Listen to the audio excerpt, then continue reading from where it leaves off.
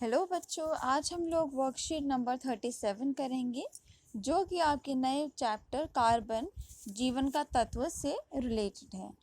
तो आइए शुरू करते हैं हम अपनी वर्कशीट नंबर 37। सबसे पहले वर्कशीट में आपको कार्बन के कुछ मेन कैरेक्टरिस्टिक्स, उसकी विशेषताएं बताई गई हैं। जैसे कि कार्बन एक सर्वतोमुखी तत्व है जो सभी जीवों एवं हमारे उपयोग में आने वाली वस्तुओं जैसे भोजन, कपड़े, दवाओं, पुस्तकों आदि में पाए जाने वाले यौगिकों का मुख्य आधार है। तो इसका मतलब क्या हुआ कि कार्बन जो है वो आपके हर एक अलग अलग फॉर्म्स में आपका पाया जाता है। कार्बन ही आपको पता है ग्रेफाइट होता है, कार्बन ही आपका डायमंड होता है, और ऐसी ही अन्य चीज़ें होती हैं कार्बन के ही फॉर्म में होती, वो कार्बन ही है लेकिन वो अलग अलग बॉन्डिंग फॉर्म करके अलग अलग तत्व बनाता है। और वो तत्व या तो हम अपनी डेली लाइफ में यूज़ कर रहे होते हैं या किसी और इंडस्ट्रियल यूज़ में आता है। ठीक है बच्चों, नेक्स्ट है आपका भूम पट्टी पर में केवल 0.02 कार्बन खनिजों के रूप में पाया जाता है। तो जो हमारा भूपट्टी है, मतलब हमारा अर्थ क्रस्ट है, वो उसमें सिर्फ 0.02% कार्बन पाया जाता है खनिजों के फॉर्म में। अब वो खनिज कौन कौन सी हैं? जैसे कोयला, पेट्रोलियम, कार्बोनेट और हाइड्रोजन कार्बोनेट। फिर आप देखेंगे हमारे वातावरण में हमारे आसपास कार्बन जो है वो कार्बन डाइऑक्साइड के फॉर्म में प्रेजेंट होता है, पाया जाता है, जो कि 0.03% ही सिर्फ है हमारे वातावरण में। फिर कार्बन की कुछ अन्य विशेषताएं आपको बताई गई हैं। उसका नेचर के बारे में, कार्बन एक नॉन मेटल है, अधातु है।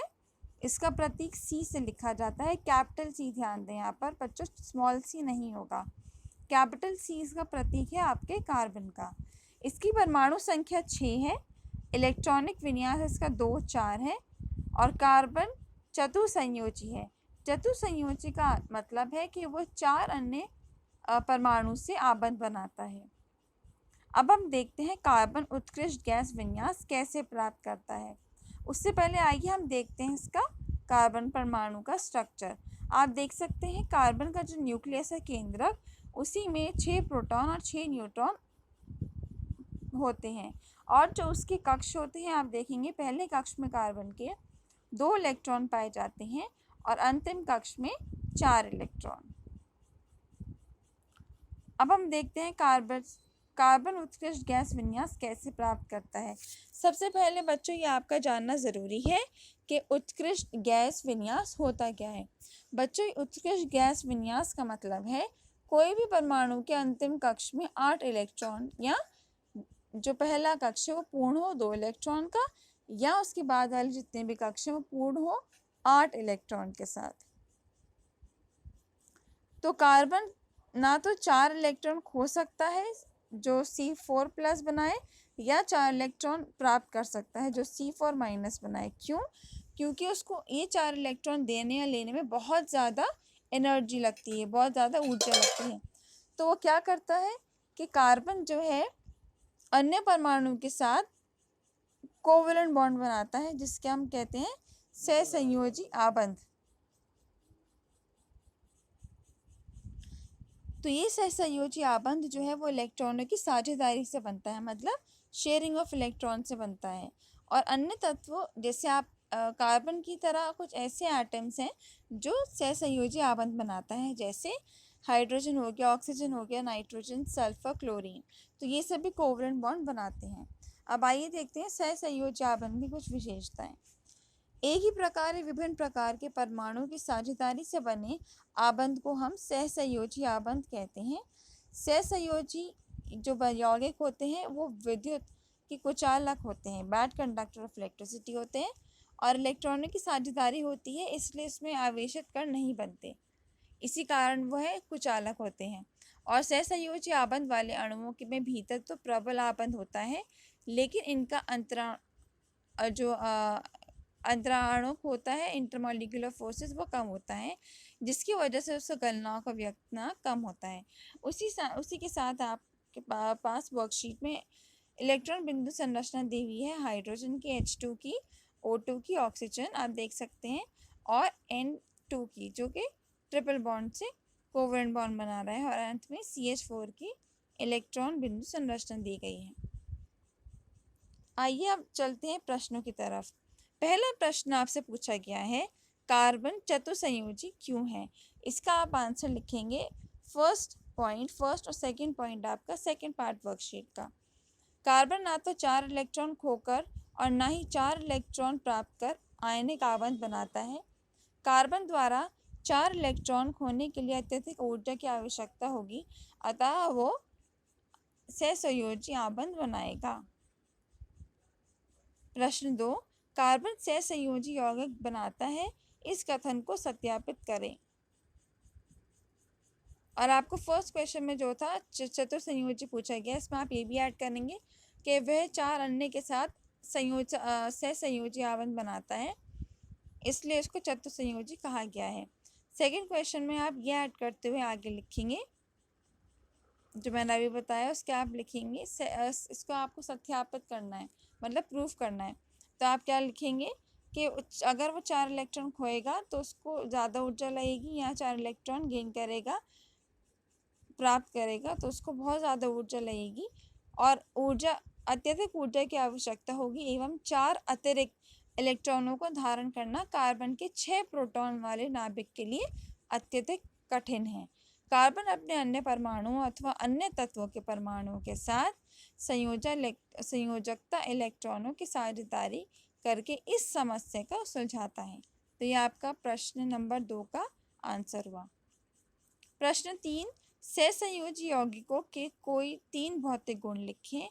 तो इसमें लिखा है आपका, एक तो एक कुचालक होते हैं क्योंकि ये आवेशित कण नहीं बनाते, दूसरा इनका गलनांक और व्यक्तनांक कम होता है, और इनकी अंतराणु बल कम होता है।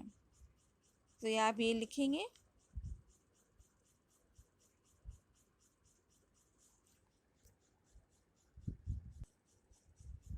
फिर आपसे चौथे प्रश्न में पूछा गया है, कारण बताइए कि सहसंयोजी यौगिक विद्युत के कुचालक क्यों हैं। इसका उत्तर है, इलेक्ट्रॉनों की साझेदारी होती है सहसंयोजी आबंध में और आवेशित कण नहीं बनते, अतः यह विद्युत के कुचालक होते हैं। प्रश्न नंबर 5, इनमें आपको H2O जो कि जल, कार्बन डाइऑक्साइड और मीथेन, इन तीनों के आपको इलेक्ट्रॉन बिंदु संरचना बनानी है। तो आइए देखते हैं हम कैसे बनाएंगे।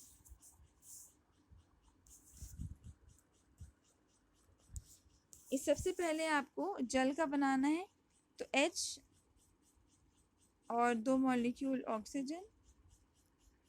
आप देख सकते हैं हाइड्रोजन के पास H2O बनाना है आपको, तो यहाँ पर आपके 2 कण होंगे हाइड्रोजन के और एक ऑक्सीजन के।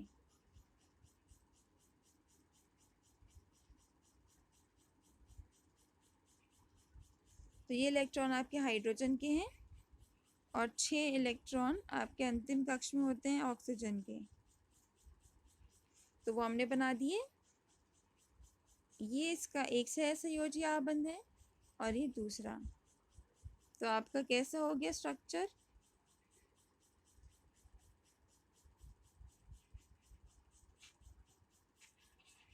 यह आपका स्ट्रक्चर हो गया सहसंयोजी आबंध का जल का।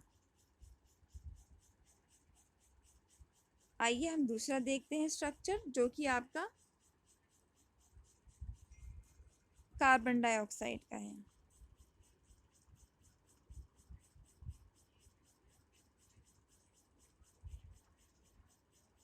कार्बन डाइऑक्साइड में जैसे कि आप जानते हैं, कार्बन और 2 कण ऑक्सीजन के होते हैं।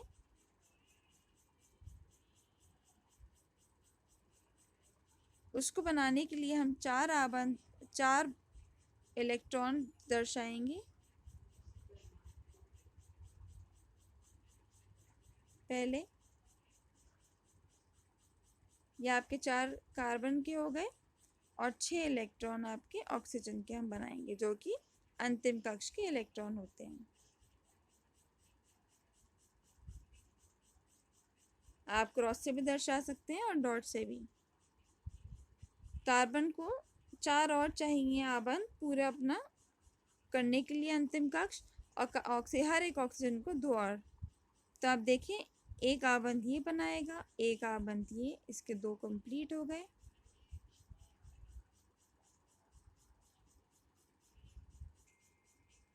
इस इलेक्ट्रॉन को मैं यहाँ बना देती हूँ। आप देखें, ये इसका आबंध ये हो गया इसके साथ, और ये यहाँ।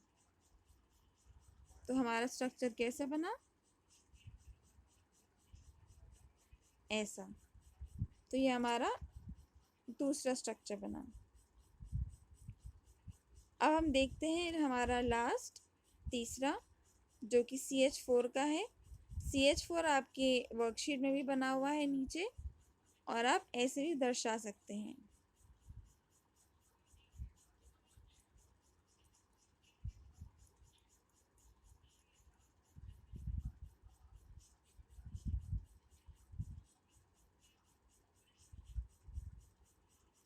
तो इसमें भी हम कार्बन लेंगे।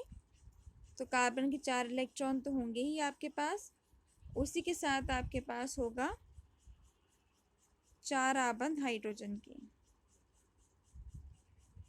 तो आप ऐसे भी बना सकते हैं इसको।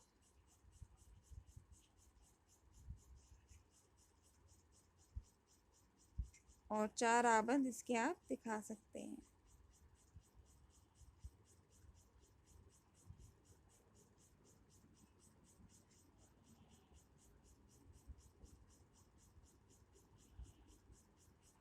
तो आपका स्ट्रक्चर कैसे बन गया?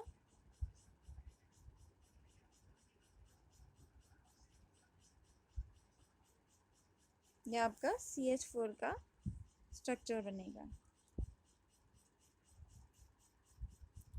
तो ये थी हमारी वर्कशीट नंबर 37। आशा है आपको उसका एक्सप्लेनेशन पसंद आया होगा। तो मेरे चैनल को लाइक, शेयर और सब्सक्राइब ज़रूर करें, और बेल आइकन को प्रेस करें।